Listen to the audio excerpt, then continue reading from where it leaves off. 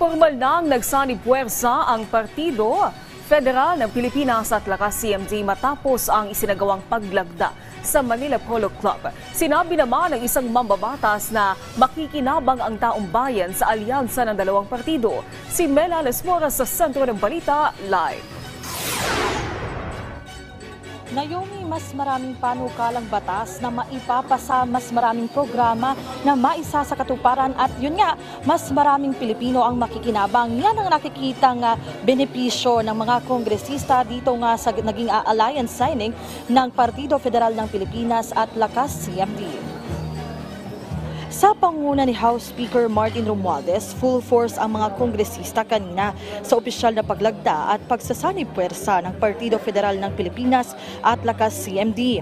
Ayon kay Speaker Romualdez, mahalaga ang alyansang ito para sa bagong Pilipinas para sa mas epektibong pagsiserbisyo ng pamahalaan. Pangako niya, ngayong pinagtibay na ang samahan ng kanilang partidong Lakas CMD at Partido Federal ng Pilipinas ni Pangulong Ferdinand R. Marcos Jr.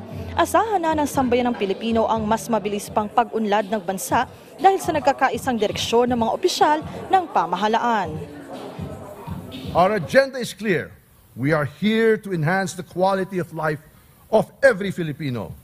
We commit to ensuring that the fruits of economic growth are distributed equitably, reaching every province and every community. We pledge to uphold the highest standards of governance, making every decision and action transparent and accountable to the people we serve. We align our initiatives with the strategic direction of our President, Ferdinand R. Marcos Jr., striving to implement policies that boost our economy, improve our infrastructure, and elevate our health and educational systems. Sa naunang press conference ng liderato ng Kamara, ito rin ang iginiit ni House Deputy Speaker J.J. Suarez na nagsisilbi rin bilang tagapagsalita ng Lakas CMD. Anya sa kabuuan, taong bayan din ang lubos na makikinabang sa alyansang ito. Kung ito po bang alliance na to ay makakadulot ng mas magandang bukas para sa bansang Pilipinas? Opo. Kung itong alliance po bang ito ay makakatulong sa pag-angat ng antas ng buhay ng ating mga kababayan? Opo. Kung ito po bang alliance na to ay makakasiguro ang ating mga kababayan nasa laylayan na maaabutan po sila ng mga proyekto at programa at serbisyo ng pamahalaan? Opo. Dahil ito po ay ginagawa na po ng ating mahal na Pangulo.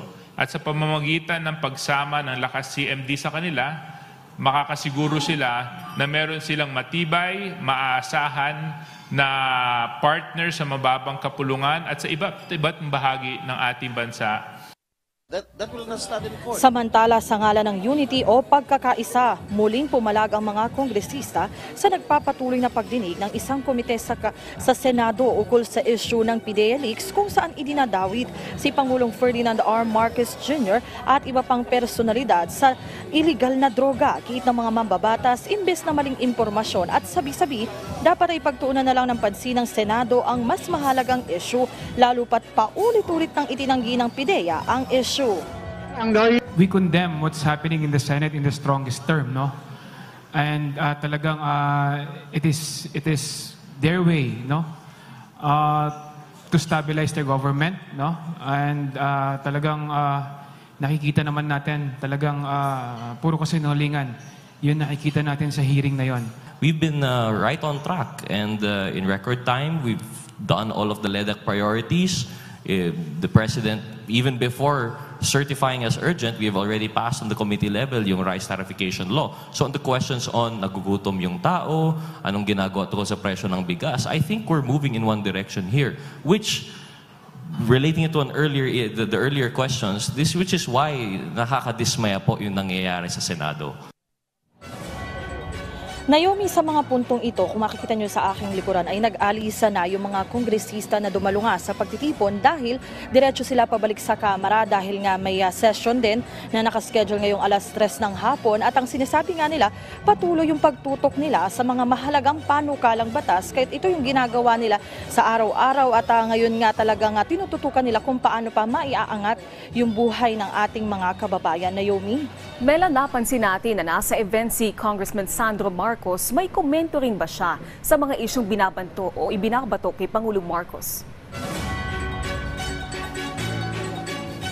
Naomi, sakto nga yun, no? Kani-kanina lamang ay nakapanayam ng House Media si Congressman Sandro Marcos at una, binigyan din niya na napakahalaga nga nung event ngayon dito sa pag-aalyansa, pag-sasanib puwersa ng Partido Federal ng Pilipinas at Lakas CMD. At Naomi, patungkol sa iyong katanungan, sinabi nga ni Congressman Sandro Marcos na patuloy na nakatutok ang kanyang ama sa mga hakbang para nga mapaunlad pa ang Pilipinas. Pero nung natanong nga ng media tungkol sa mga naging tirada ni dating Pangulong Rodrigo Duterte laban nga sa presidente, ang sabi ni Congressman Marcos ay iginagalang niya at inirerespeto niya ang dating administrasyon kahit ayaw niya magkomento patungkol dito at dahil nga gusto din niya, katulad ng respeto na ibinibigay ngayon ng taong bayan sa administrasyon, gusto din niya irespeto at igalang yung nakaraang administrasyon. Pero Naomi, paulit-ulit nga rin yung binabanggit ni Congressman Sandro Marcos na dito nga sa panig ng Kamara at maging sa administrasyon, patuloy kanilang pagtutok sa mga mahalagang panukalang batas at programa ng pamahalaan para mas maiangat pa ang buhay ng ating mga kababayan. Naomi? Maraming salamat, Mela Lesmoras.